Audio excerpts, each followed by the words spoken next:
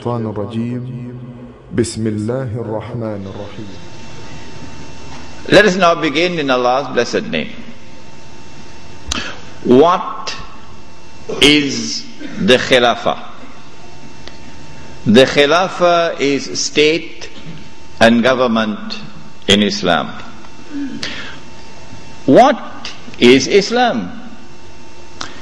The definition of Islam is submission to Allah. What is submission to Allah? Submission to Allah is submission to Allah as Al-Malik. In some translations in English you find Malik as king. No. We don't want that translation tonight. We're dealing with political terminology here tonight. And so Al-Malik is the sovereign. Now that's a word you'll understand. Sovereign. Lahul Mulk, sovereignty belongs to him.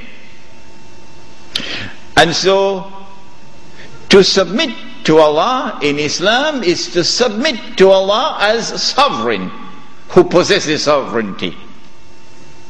To submit to anyone else as sovereign, to declare that anyone else possesses sovereignty, is to say goodbye to Allah. Did you hear that? To submit to Allah is to submit to Allah as Al-Akbar. And He reminds you that He is Al-Akbar, because every time you perform salat you cannot move in salat without Allahu Akbar. Al-Akbar is the one who has supreme authority. And so the Khilafah is a state and government which submits to Allah's authority as supreme. For a Muslim to submit to anyone else and recognize his authority as supreme is to say goodbye to Allahu Akbar. Islam is to submit to Allah as Al-Hakam. The 99 names, this is one of them. Al-Hakam is the lawgiver, who not only gives the law, but his law is the supreme law. And when he makes something haram, it must be enforced as haram. And when he makes something halal, it must be enforced as halal. And so anyone who submits to any law other than Allah's law as the supreme law has said goodbye to Allah subhanahu wa ta'ala as Al-Hakam. This is called, in the political terminology of Islam, this is called shirk. When Fir'aun declared, and of course everyone knows what Fir'aun said, Ana Rabbukumul A'la, I am the one who is sovereign. I possess sovereignty. That was shirk. When he declared, Ana Rabbukumul A'la, I am the one who possesses supreme authority, that was shirk. When he declared, Ana Rabbukumul A'la, my law is the supreme law in the land of Egypt, that was shirk. And Allah punished him with terrible punishment for his shirk. This then was the Khilafah, a system of state and government, in which Muslims could submit to Allah subhanahu wa ta'ala as Al-Malik, as Al-Akbar, as Al-Hakam. The Khilafah was destroyed. Who destroyed it? Why did they destroy it? How did they destroy it? When did they destroy it? What did they replace it with? With what was it replaced? And what is its destiny? These are awesomely important questions which very few can answer today.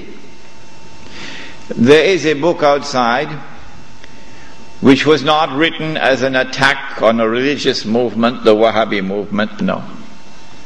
It is entitled The Khalifaat, the Hijaz, and the Saudi Wahhabi Nation State. It's outside.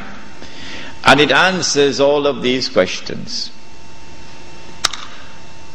Now then, let us begin the lecture as to who destroyed the Khilafah and why did they destroy it and how did they destroy it.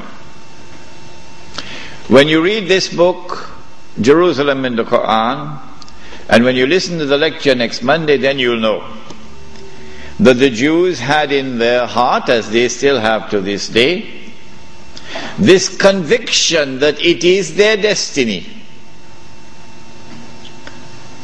Even after Allah subhanahu wa ta'ala had expelled them from the Holy Land, even after they had lived in the wilderness for 2,000 years, it is the conviction in the heart of the Jews that it is their destiny to liberate the Holy Land of non-Jewish rule, to return to the Holy Land not as tourists, no, to return to the Holy Land to reclaim it as their own. For 2,000 years the Jews had this conviction in their heart that one day this will happen. To restore in the Holy Land the state of Israel, of Nabi Dawood alayhi salam and Nabi Sulaiman alayhi salam. And that the golden age will come back one more time. The golden age when that state of Israel, of Nabi Dawood alayhi salam and Nabi Sulaiman alayhi salam, was the ruling state in the world. That age will come back one more time.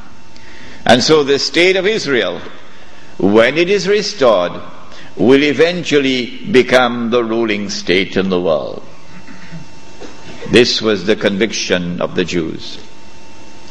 You and I, from the Quran and from the Sunnah, from the Ahadith of the Prophet ﷺ, we would know about the magnificent deception of Al-Masih al-Dajjal, who liberates the Holy Land in 1919, liberates the Holy Land of non-Jewish rule, who brings the Jews back to the Holy Land not as tourists but to reclaim it as their own between 1919 and 1948, who restores a state of Israel in the Holy Land in 1948 and convinces the one-eyed Jews that this is the Israel of Nabi Dawood alayhi salam and Nabi Sulaiman alayhi salam. But of course it is not, it is an impostor.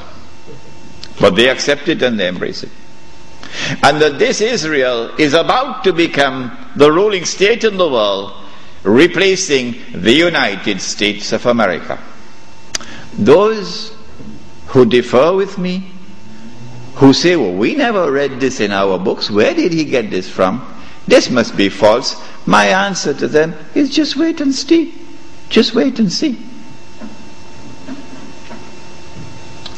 If this is to be accomplished, and the golden age of the Jews is to return one more time, And they are to rule the world. How will they do it? They will need globalization to bring all of mankind together as one global society. And they need to demolish the Ottoman Islamic Empire, which stands in their way. And they will have to demolish the institution of the Khalifaat, which is the head of Islam. If you can cut off the head, then you can paralyze the body. And so the attack is now launched to cut off the head, the Khalifaat.